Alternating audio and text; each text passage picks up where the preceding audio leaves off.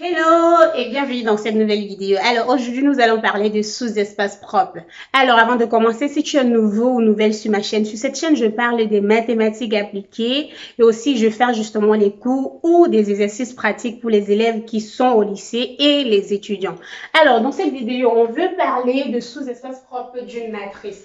Alors pour cela je vais dire soit A une matrice appartenant à l'ensemble des matrices de taille n, donc A.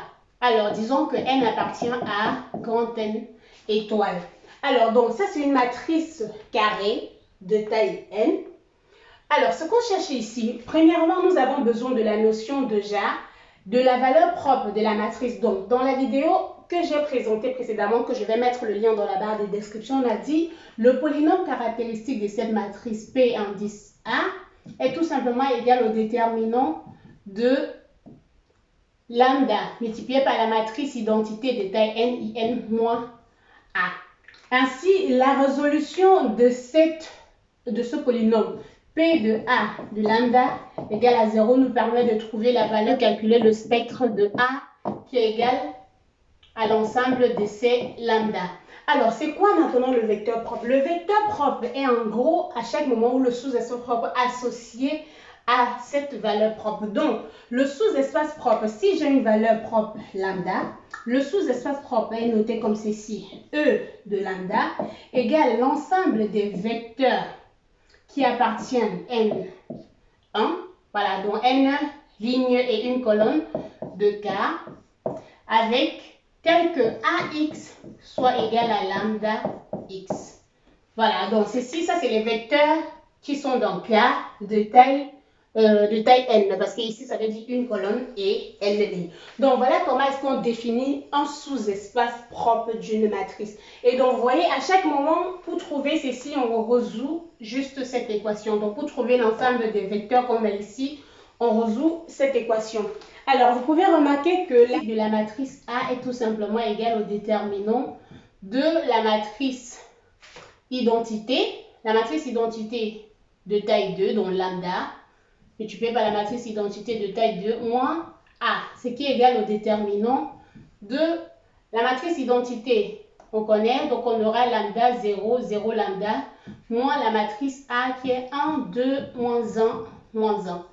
Et donc, si je continue, on va garder l'expression de ceci. Si je continue, j'aurai tout simplement un déterminant. Je fais la différence de lambda moins 1, moins 2, moins 1, donc 1, et lambda plus 1. Et ceci nous donne lambda moins 1, facteur de lambda, plus 1, plus 2.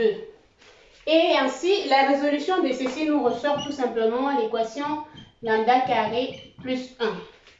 Alors, je vais conserver ça parce que c'est ce que je vais utiliser.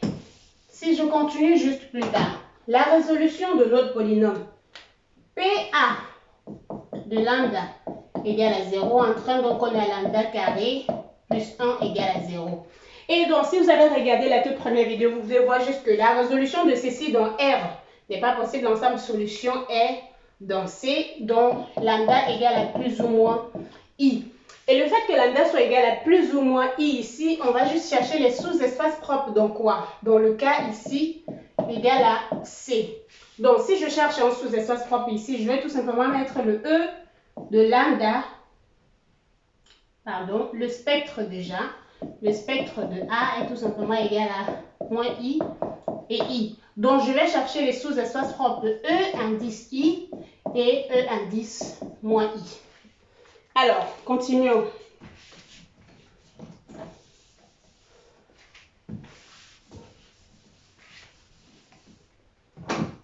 Premièrement, le sous-espace propre E indice I est tout simplement égal à l'ensemble des matrices, des vecteurs grand X appartenant à quoi? On a dit l'ensemble des matrices de K. Donc ça c'est un vecteur, donc on peut juste dire appartenant à C carré ici parce qu'on connaît déjà, tel que A X soit égal à lambda, c'est quoi? I multiplié par X. Alors, le vecteur X ici, c'est quoi? C'est ce vecteur-là qui s'écrit grand X égale à X1 et X2. Et si je résous AX égale à I x, j'obtiens quoi? C'est ici en train donc que j'ai, donc mettons d'abord la matrice 1, 2, moins 1. Moins 1 multiplié par x1, x2 égale tout simplement de l'autre côté à i multiplié par x1 et x2. Alors, si je continue la résolution, qu'est-ce qu'on obtient? Ceci veut dire quoi? On a x1 là, plus 2x2 moins x1 moins x2 et là égale à i x1 et là en bas égale à i x2. Et la remarque qu'on pouvait faire, c'est le fait que ces deux valeurs propres sont conjuguées l'un de l'autre. Et donc si je continue, qu'est-ce que j'obtiens? J'aurai tout simplement là, de la première ligne, j'envoie là, j'ai x1 facteur de 1 moins i égale à 2x2. Et de la deuxième ligne, si je renvoie de ce côté, j'aurai tout simplement x là. Si je renvoie de ce côté, donc j'aurai x1 moins x1 égale à i plus 1 fois x2. Alors, vous pouvez constater que si je vais utiliser la deuxième ligne parce que je trouve qu'elle est déjà plus facile, j'utilise la première ou la deuxième ligne. Donc, si x2 est égal à 1, x1 est tout simplement égal à disons, si x2 est égal à moins 1, parce que moins 1 ici pareil, si x2 est égal à moins 1, alors x1 est tout simplement égal à i plus 1. Et si c'est égal à i plus 1, ça veut tout simplement dire que notre vecteur qu'on était en train de chercher, c'est tout simplement grand X, disons grand X, égal à i plus 1 et 1. Et donc, notre vecteur, notre sous-espace propre, E, indice I, est tout simplement engendré par le vecteur I plus 1 et 1. Alors, si on passe à E de moins I, parce que E de moins I, on va calculer E de moins I, où on peut juste dire, dans la résolution, c'est pour ne pas normalement retrouver E de moins I égale au conjugué de l'autre. Donc, calculons d'abord. Si je remplace I par moins I ici, j'aurai moins I. Et là, j'aurai moins I. Et dans la résolution, j'ai moins I ici. Et là, moins I. Et si je remplace, j'ai moins I et j'ai moins I. Donc, en renvoyant de ce côté, j'aurai plutôt quoi? J'aurai plutôt plus I. Et si je renvoie celui-là de l'autre côté, j'aurai moins I. Et donc, vous pouvez constater, bien évidemment, que si x2 égale à moins 1, j'ai x1 égale à moins i plus 1. C'est bien le conjugué, comme on a dit, moins i plus 1 fois 1. C'est bien le conjugué de celui qui est en haut. Parce que lorsqu'on est dans le cas B, pardon, c'est tout simplement B est tout simplement égal à 3 moins 2, 1. 2 moins 1, 2. 2 moins 2, 3. Alors, premièrement, le polynôme de B est égal au déterminant de la matrice de lambda fois la matrice identité de taille 3 moins la matrice B. Ceci égal à quoi? La matrice identité de taille 3 aura lambda 0, 0, 0, lambda 0, 0, 0 et lambda moins la matrice B, c'est tout simplement 3 moins 2, 1, 2 moins 1, 2, 2 moins 2, 3. Et donc, ceci devient tout simplement quelle matrice? Lambda moins 3 et le moins 2, ça fait 2 moins 1. Et ici, qu'est-ce qu'on a? Moins 2, lambda plus 1 et là 0 moins 2. Et là, on a 0 moins 2. 0 moins 2, ça fait 2 et lambda moins 3. Alors, ceci devient, avec le calcul du déterminant, premièrement, on aura, en barrant cette ligne et l'autre, on aura lambda moins 3, parce que j'ai déjà fait des vidéos sur les matrices où je calcule les déterminants de taille 3, donc vous pouvez retrouver ces vidéos sans souci. Donc j'ai lambda moins 3, facteur de déterminant de l'autre, qui est tout simplement lambda plus 1, facteur de lambda moins 3, et plus 4, parce qu'on aura moins 4 plus 4. Et la suite, j'aurai moins 2 fois le déterminant de l'autre, qui est tout simplement moins 2. Je mets les parenthèses. Moins 2 facteur de lambda moins 3. Et là, plus moins 4. Et le dernier, c'est moins 1. Et là, comme on est là, moins 4. Plus 2 facteurs de lambda plus 1. Et donc, si je continue les calculs, qu'est-ce que j'obtiens? Donc, pour simplifier ceci, ça prend un peu de temps. Donc, vous pouvez simplifier sans souci et vous retrouvez lambda moins 1 au carré, facteur de lambda moins 3. Ainsi, l'autre polynôme, c'est tout simplement P B de lambda égale à lambda moins 1 au carré, facteur de lambda moins 3. Alors, si on continue, quelles sont les valeurs propres de notre matrice B? On conclut tout simplement que les valeurs propres, on a P de B, PB de lambda égale à 0. Donc, on a lambda moins 1 au carré, facteur de lambda moins 3 au carré égale 0. Donc, lambda égale à 1 et lambda égale à 3. Mais on peut constater, parce qu'on avait parlé de multiplicité dans la première vidéo, que lambda moins 1, lambda égale à 1 est une valeur propre double. Et que lambda qui est égal à 3 est une valeur propre simple. Alors, passons au sous-espace propre associé à chacun de ces valeurs propres. Le sous-espace propre associé à la valeur propre 1 est tout simplement égal. Ici, ces valeurs propres sont bien sûr dans R doit être tout simplement égal au vecteur grand X qui appartient à quoi? R3, tel que B multiplié par grand X soit égal à lambda qui est 1, X. Et donc, dans R3, X est tout simplement égal à X1, X2 et X3. Et donc, dans la résolution, en mettant la matrice B, B est tout simplement 3, moins 2, 2, 2, moins 1, 2, 2, moins 2, 3, et multiplié par X1, X2, X3, égale à X1, X2 et X3. Et si je continue dans ce développement, qu'est-ce que j'obtiens? J'aurai 3x1 moins 2x2 plus 2x3 égale tout simplement à x1. Et là, j'aurai 2x1 moins x2 plus 2x3 égale à x2. Et là, on aura 2x1 moins 2x2 plus 3x3 égale à x3. Et donc, si je simplifie ceci, ce système, c'est encore quoi? En renvoyant x1 de ce côté, j'aurai tout simplement 2x1 moins 2x2 plus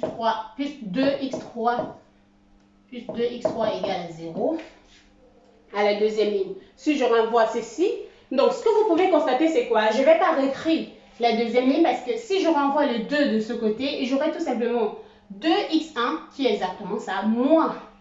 Si je renvoie le x2, de ce côté, j'aurai 2x1 moins 2x2 plus 2x3 qui est exactement comme la première ligne.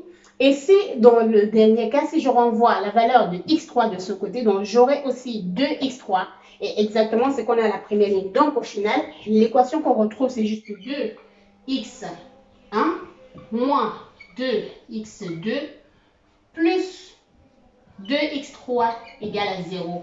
Et donc, dans cette équation, si je simplifie par 2, j'aurai tout simplement x1 moins x2 plus x3 égale à 0. Et donc, si je tire la valeur de x2 dans l'expression, qu'est-ce que j'obtiens?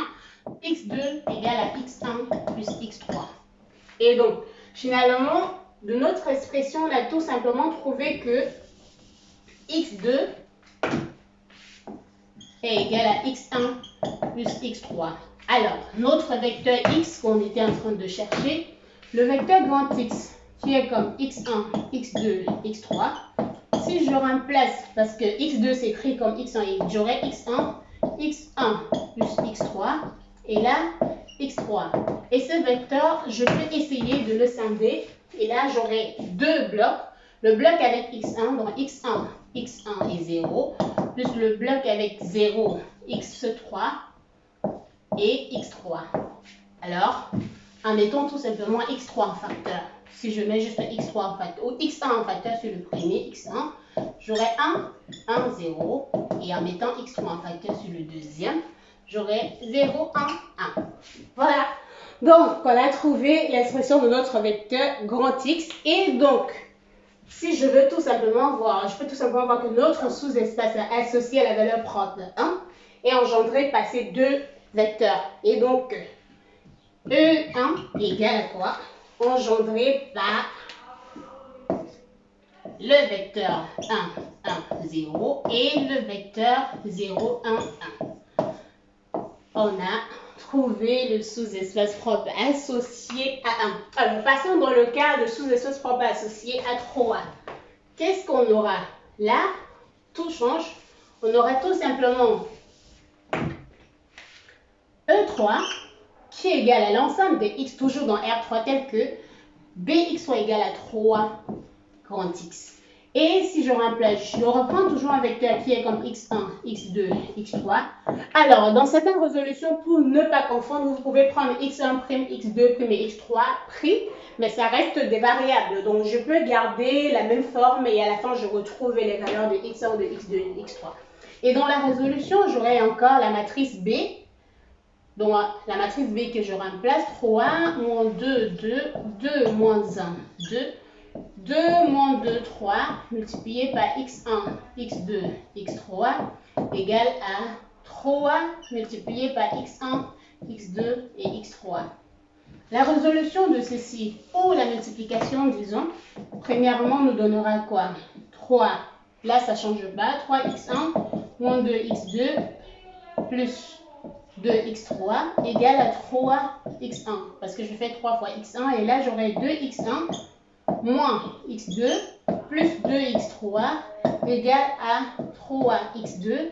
Et là, j'aurai 2x1 moins 2x2 plus 3x3 égale à 3x3. Et là, je peux observer directement sur la dernière ligne que le x3 il va disparaître. Donc le x3 part de la troisième ligne parce que je remplace. Donc j'aurai 2x1 moins 2x2 égale à 0. Alors, de cette ligne, si je renvoie, j'aurai 0 et j'aurai moins 2x2 plus 2x3 égale à 0. Et à la deuxième ligne, si je renvoie, j'aurai 2x1 moins 4x2 plus 2x3 égale à 0. Et donc, de cette ligne, par exemple, je peux tirer la valeur de x2 et de x3 ou de celle-là. Et donc, ici, on peut tout simplement dire que x1 est égal à x2. Et si x1 est égal à x2, ça veut dire quoi ici? Que x2, pardon, bon, x2 est égal à x3 là, donc ça veut tout simplement dire que c'est égal aussi à x1. Et donc, je viens de trouver que pour notre vecteur grand X qui est égal à x1, x2, x3, chaque valeur ici qui est x1, x2 et x3 peuvent encore se remplacer de la même façon. Donc, j'aurai x1, x1, x1. Et en mettant x1 en facteur, j'ai 1, 1, 1.